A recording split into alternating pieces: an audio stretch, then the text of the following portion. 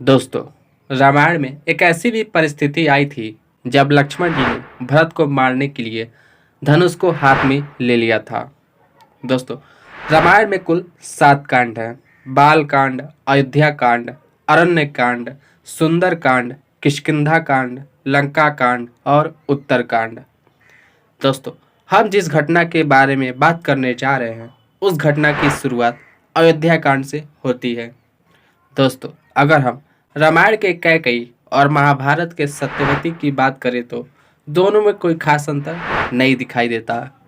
दोनों ने चाहा कि उसके ही पुत्र राज सिंहासन पर बैठे, जो कि शास्त्र के विरुद्ध था।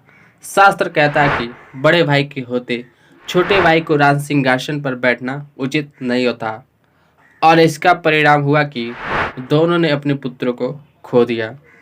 कैकेयी ने चाहा कि राज सिंहासन पर राम न बैठकर उनके पुत्र भरत बैठे, और सत्यवती ने चाहा कि राज सिंहासन पर पितामह भीष्म न बैठकर उनके अपने पुत्र बैठे। दोस्तों, कैकेयी के कहने पर दशरथ जी ने श्री राम को वनवास जाने का आदेश दिया, परंतु श्री राम के साथ उनकी पत्नी सीता और लक्ष्मण भी वनवास गए।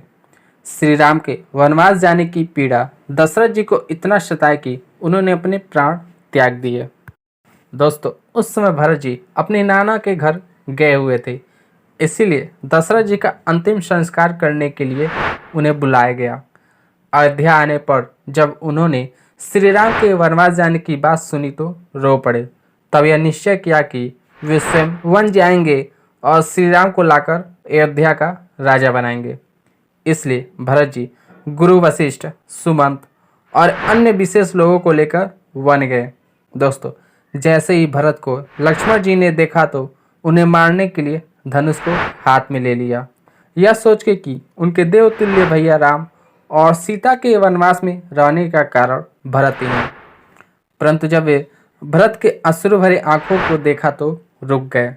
भरत जी दोनों हाथ जोड़ते हुए श्री राम के चरण में गिर गए और कहने लगे, भैया अब आप अयोध्या चलिए। दोस्तों, तब लक्ष्मण जी रोते हुए बोले, भैया भरत, मुझे माफ़ कर दीजिए, मैं आज आप पर बाण चलाने जा रहा था। इस पर भरत बोले, तो फिर चलाया क्यों नहीं?